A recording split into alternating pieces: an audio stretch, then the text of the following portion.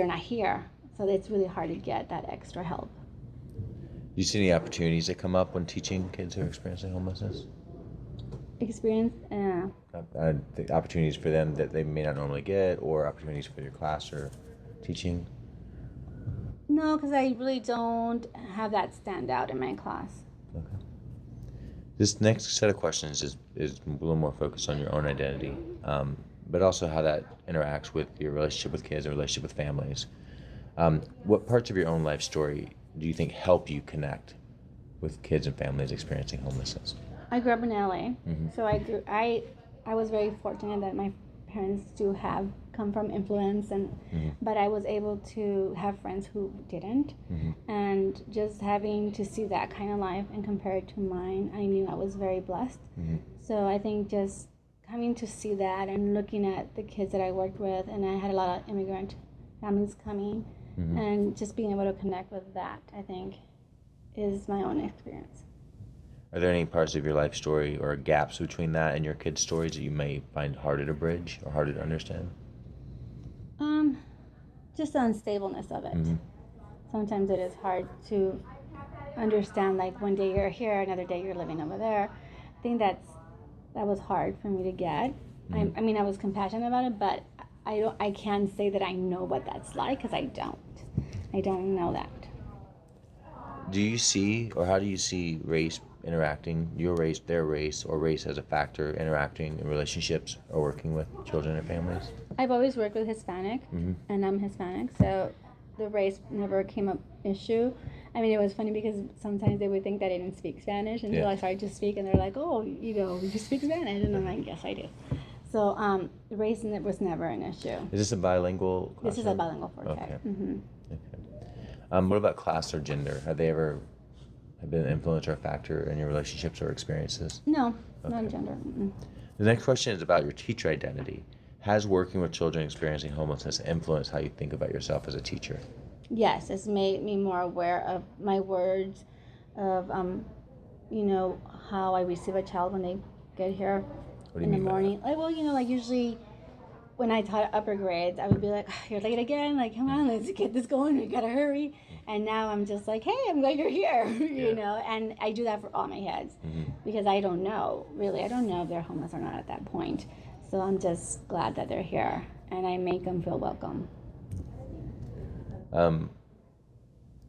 What have you learned about homelessness? And again, you feel like you've had other experiences outside of, but have you learned anything about homelessness from working with kids who are homeless or families?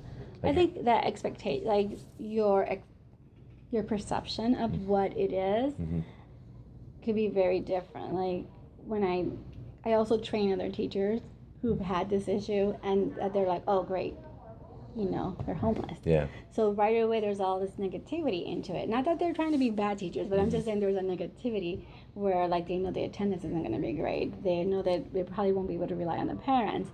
So what I've learned is that that's not necessarily true. It's like I have had kids who had bad attendance. I have, but I've also had kids who the parents made an effort to make sure that they were here every day, whether by taxi, because the school system here is great that they will send a taxi.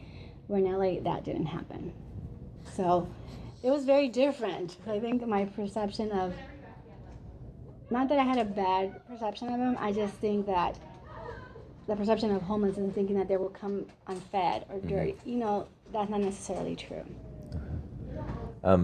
So how would you define and describe homelessness based on your experiences? Like, what is it?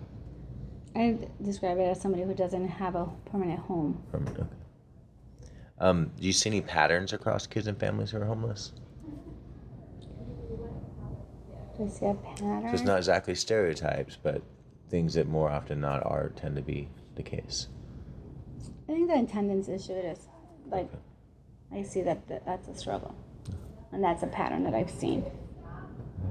You can skip the next question a little bit because it was, what would you tell a new teacher about homelessness? What do you think the kids who are homeless are experiencing outside of school? Like when they leave school, what is their life like? What is happening? I think they're not sure where they're going. I think that it's unstable.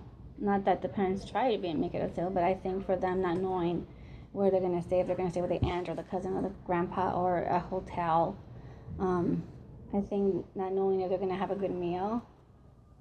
I think they're aware of it. Like when I hear my 4 girls talking when we eat together, like I hear what they say, and What do they talk about? Well, they'll talk about like what they did at home, or what the parents said, or what the dad said, or even if the dad does drink, but they'll say it. They'll say, because they don't have a censor, and so it's funny because I sit with them. I have them eat in my classroom because I want that kind of relationship with them, and the comfort that they know they can say anything, and I'm here to listen, and so I think they're very aware of what's going on and what's not normal to their eyes. Is there any stories stand out from there? Some things they've said or shared that really kind of like, I guess, stood out to you because, wow, I didn't know that or I didn't think about that before? Is the meals. Like, because we are eating here in the classroom, so I do hear a lot of one of my kids would say, oh, well, today I think I'm going to eat cereal. I don't know, we're going to have milk. And that's